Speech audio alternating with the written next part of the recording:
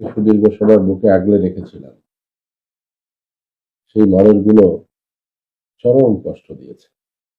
আমি জানি না আমার এই কথাগুলো দীর্ঘদিন পরে আপনাদের সামনে আসলে বিধ্বস্ত অবস্থায় আসছি।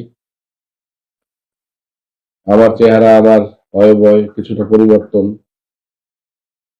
কারণ আমি আমার রাজনৈতিক জীবনে কখনো কল্পনা করি নাই, বিশ্বাস করি নাই।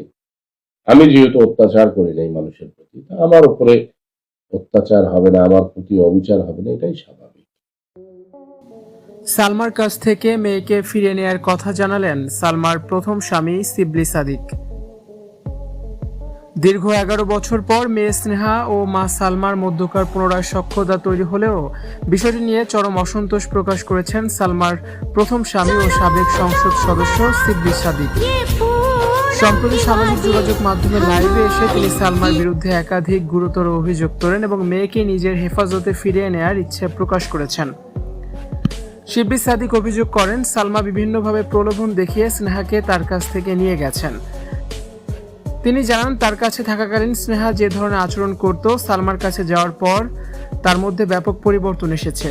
শিবলি সাদিকের মতে, সালমার আশকারা পেয়ে মেয়ে এখন উচ্ছৃঙ্খল হয়ে উঠেছে।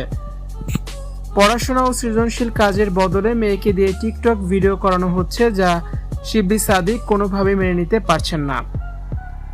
তিনি মেয়েকে মোবাইল ফোন চালাতে দিতেন না, কিন্তু সালমা তার কাছে নিয়েই মেয়েকে দামি আইফোন উপহার দিয়েছেন।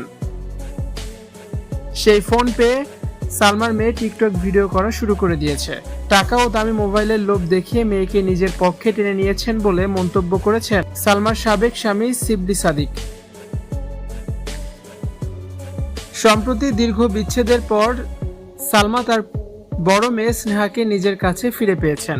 তবে শিবলি সাদিকের সাম্প্রতিক এই অনড় অবস্থানের কারণে সালমা আবারও মেয়েকে হারানোর দুশ্চিন্তায় পড়েছেন।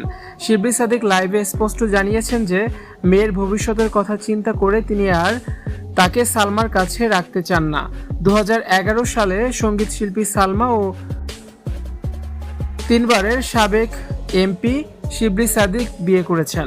2016 সালে তাদের বিচ্ছেদ ঘটে এবং দীর্ঘ সময় ধরে তাদের একমাত্র কন্যা সন্তান স্নেহা বাবার কাছে বেড়ে ওঠে। ভিউয়ার্স, এ বিষয়ে আপনাদের মতামত অবশ্যই কমেন্ট সেকশনে জানাতে পারেন। ভিডিওটি দেখার জন্য ধন্যবাদ।